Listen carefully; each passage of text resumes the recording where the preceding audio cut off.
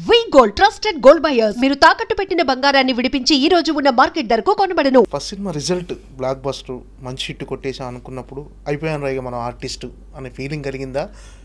వస్తాయా రావా ఎలా ఉంటుంది ఆ ఆలోచనలో ఉన్నా. ఓకే, నెక్స్ట్ సినిమా ఏంటి? లేదు, మన ఫస్ట్ సినిమా టైంకి 25 ఏళ్ళు నిండిపోయినాయి కాబట్టి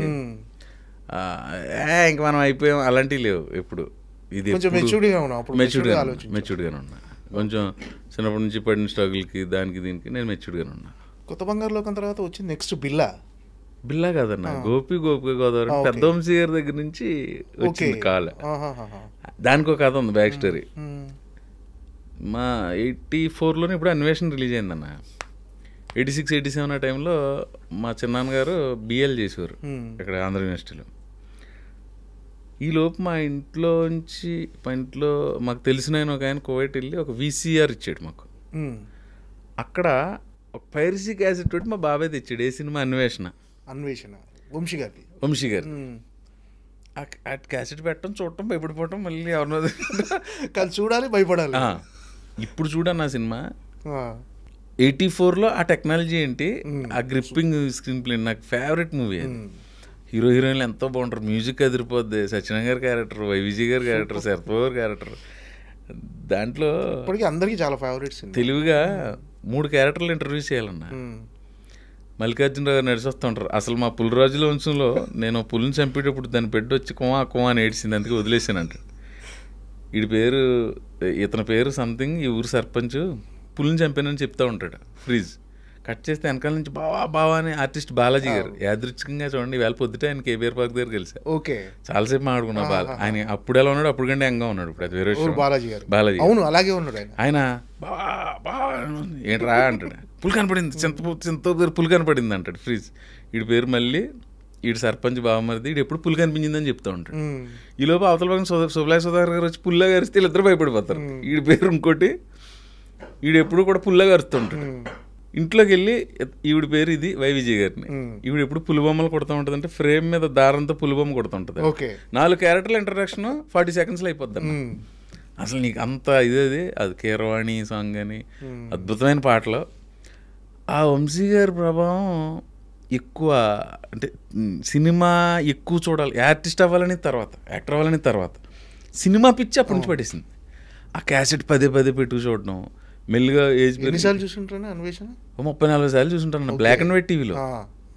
అంతే, ఆ టైంలో బ్లాక్ అండ్ వైట్ టీవీలే కదా. అప్పట్లో థియేటర్స్లో హోల్స్ ఉండేవి కదా. అక్కడ వీడియో కెమెరా పెళ్ళిళ్ళకి ఎంత భోషణంలో ఉండేది కెమెరా, అందులో పెట్టేసి క్యాసెట్ పెట్టి రికార్డ్ చేసేవారంట. దాని మీద పైరసీ అని అదని, అవేమో క్యాసెట్ షాప్లు ఎక్కువ కదా. దాని మీద కూడా వంశీ సినిమా తీసారు ఏప్రిల్ 1 ఆ క్యాసెట్ షాప్ దగ్గరికి వెళ్ళి వీసీఆర్లో క్యాసెట్ అది తెచ్చుకోవడం. ఆ క్యాసెట్ ఎక్కువ చూడటం పిచ్చి పట్టింది. తర్వాత మహర్షి అని ఒక సినిమా అన్న, నాకు 7 ఏళ్ళు ఉంటాయేమో, 88. ఇది వరకు ట్రాఫిక్ పోలీసులు స్టాప్ బోర్డు ఒకటి పట్టుకునేవారు, దాని వెనకాల ఇలా హ్యాండిల్ ఉంటాయి, ఈ పక్క ఇలా ఆపుతూ ఉండేవారు కదా. వాళ్ళకి ఒక గొడుగులా ఉండి మధ్యలో ఉండేది ఒక చిన్న నుంచోడానికి ప్లేస్, మధ్యలోంచి పైప్ ఉండి పైన చిన్న అంబ్రెల్లా ఉండేది, అందులో నుంచునేవారు.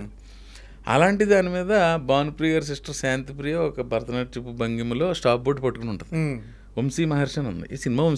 వంశీ మహర్షిలో స్టిల్ బాగుంది. నేను నా ఏజ్ గ్రూప్ వెళ్తే వంశీ మహర్షి అంటే ఏంటో సరే ఎవరో చెప్పారు, అరే వంశీ అనేది డైరెక్టర్ గారి పేరు, మహర్షి అనేది title, Vamsi Kanakamahalakshmi recording dance troupe. అది ఫస్ట్ నన్ను ఆకర్షించిన ఇదన్న. ఉదయం పేపర్ అని ఉండేది దాసనారాయణ గారు ఆ టైంకి. ఆ ఉదయం పేపర్లో ఇలా తిప్పితే వెనకాల బ్యాక్ పేజ్లో సినిమాలు, ఆ మహర్షి అని ఇది ఆ పోస్టర్ ఆకర్షించి అప్పటి నుంచి సినిమాల మీద చూడాలని వ్యామోహం పెరిగింది. తర్వాత కనకమహాలక్ష్మి రికార్డింగ్ డ్యాన్స్ ట్రూప్ అని ఒక సినిమా మా ఊరు పక్కన మోరి ఆ పరిసర ప్రాంతాలు తీస్తే మా బాబాయ్ కూడా ఎవరు కూడా షూటింగ్ చూసా.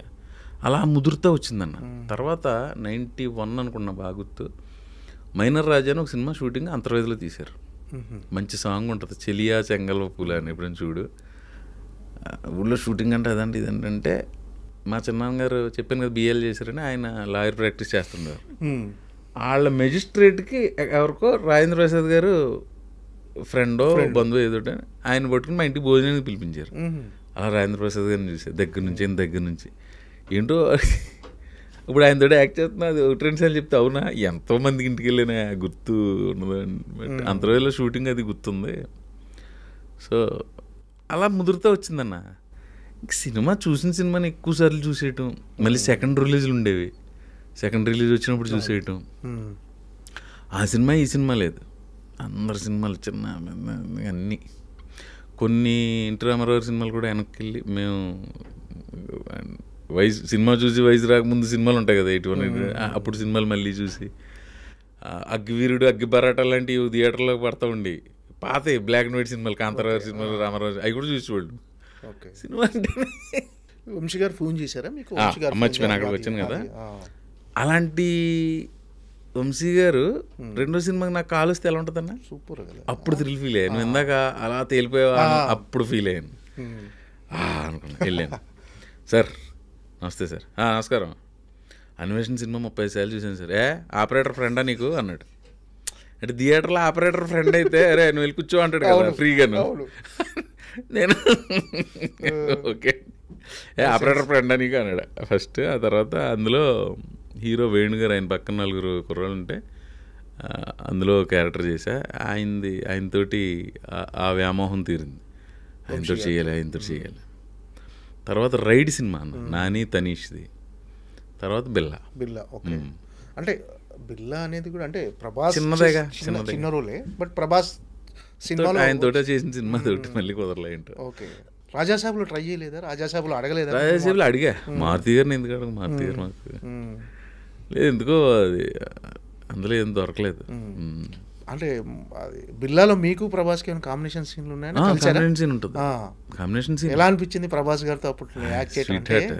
అప్పటికి ప్రభాస్ గారి గురించి ఇప్పుడు నేను కొత్తగా చెప్తే అంత ఇన్ని కోట్ల మందికి ఇండియా బయటగా డార్లింగ్ అయినా. మీరు యాక్ట్ చేయడం 4వ సినిమాకు 5వ సినిమాకు చేసే వచ్చింది నాకు కొంచెం. ఆయన సునీల్ ఒకసారి ఏదో షూటింగ్లో ఉంటే ప్రభాస్ గారితో మాట్లాడాలంటే ఒకసారి ఫోన్ ఇచ్చాడు. అలా రిసీవింగ్ బాగుంటుంది ప్రభాస్ గారు. అది ఇంకా ఆయన గురించి మాట్లాడలేదు. మామూలుగా అతనితో లంచ్లో కూర్చున్న డిన్నర్ అది వేరుగా.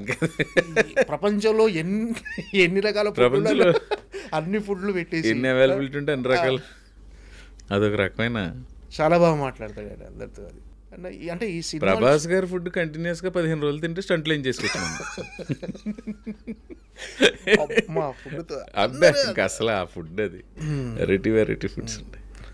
అంటే మీరు అంటే ఈ కొత్త బంగారు లోకం సినిమా తర్వాత మీరు అన్నట్టుగా అవకాశాలు ఏమైనా వెయిట్ చేశారా? వెంటనే చాలా ఆఫర్లు వచ్చేసాయి. 2008 కదన్నా, 9లో ఆ 3-4 సినిమాలే చేశా. 10 నుంచి సంవత్సరానికి 10-12 సినిమా మూవీస్ చేసుకుంటా.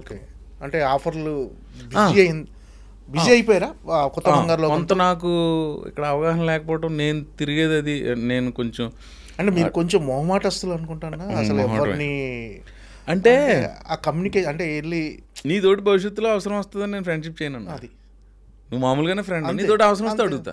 నీకు అవసరం వచ్చినప్పుడు నేను వచ్చి అక్కడ చేసి పెడతాను. బట్ నీ తోటి భవిష్యత్తులో అవసరం వస్తుందని మటుకు ఫ్రెండ్షిప్ చేయలేను. అలా పెంచలేదు, నేను అలా పెరగలేదు, అలాంటి కుటుంబ నేపథ్యం నుంచి కూడా రాలేదు.